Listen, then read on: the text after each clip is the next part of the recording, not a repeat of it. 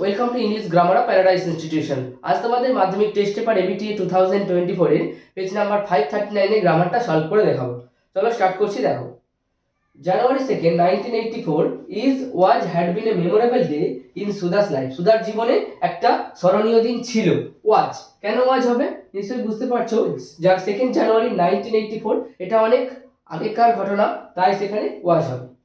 Arrangements ব্যবস্থাপনা war made করা হয়েছিল ফর হার ড্যান্স প্রোগ্রাম, তার এই নৃত্য অনুষ্ঠানের জন্য। A huge audience will be were there to see her perform again, তাকে সেখানে পারফর্ম করতে অনেক জনতা বা অনেক শ্রোতা সেখানে ছিল নিশ্চয়ই, তাকে সেটা পারফর্ম করতে দেখার জন্য অনেক জনতা সেখানে ছিল। তাহলে কি হবে?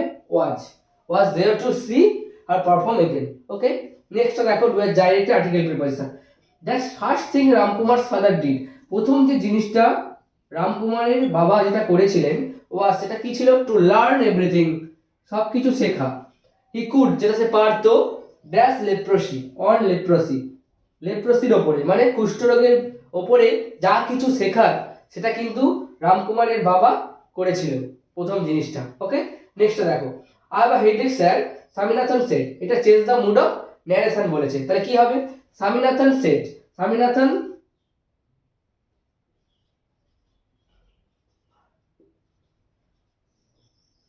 টোল্ড করব, টোল্ড কাকে বলেছিল? হিজ স্যার, তার স্যারকে বলেছিল। দ্যাট, তারপরে কে? আই কাকে বোঝাচ্ছে? নিশ্চয়ই স্বামীনাথন, তাহলে হি। তারপরে হ্যাভের পাস্ট কি হবে? হ্যাড।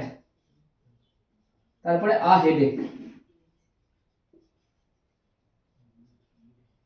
ওকে, বুঝতে পারলে? নেক্সট দেখো, the cat does not like to leave his country.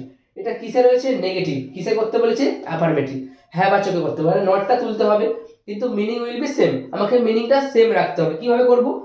বিড়ালটি পছন্দ করে না তার কান্ট্রি বা তার দেশকে ছেড়ে যেতে, তাই তো? তাহলে সে তার দেশে থাকতে চায়, মিনিংটা তো সেম। সে পছন্দ করে না মানে সে থাকতে চায়। তাহলে কি করব? দ্য ক্যাট ওয়ান্টস, চায়, কি করতে চায়? ওয়ান্টস টু স্টে, থাকতে চায়। কোথায় থাকতে চায়? ইন হিজ কান্ট্রি, তার দেশে থাকতে চায়। বুঝলে? মিনিংটা কিন্তু তোমাদের সেম রাখতে হবে নেগেটিভ থেকে অ্যাফার্মেটিভ করার সময়। বুঝলে? এটা প্রেজেন্টে, টেন্সটা প্রেজেন্টে রয়েছে, অ্যানসারটাও কিন্তু তোমাদের প্রেজেন্টেই করতে হবে। নেক্সট দেখো, they discovered the kite on the top of the tree. Voice change করতে বলেছে।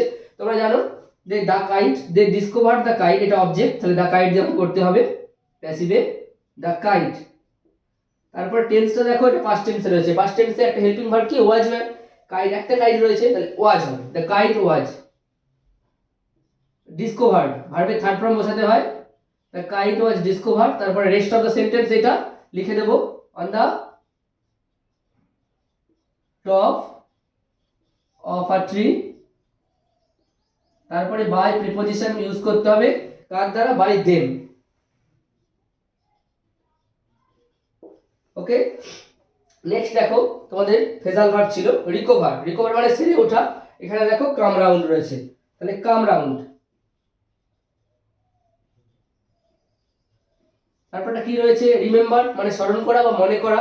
এখানে দেখো কল আপ রয়েছে, কল আপ।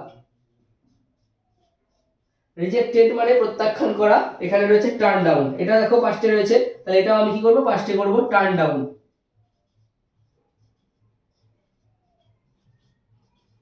ওকে, এই ছিল তোমাদের পেজ নাম্বার 539 এর গ্রামারের পুরোপুরি সলভ পেপারটা।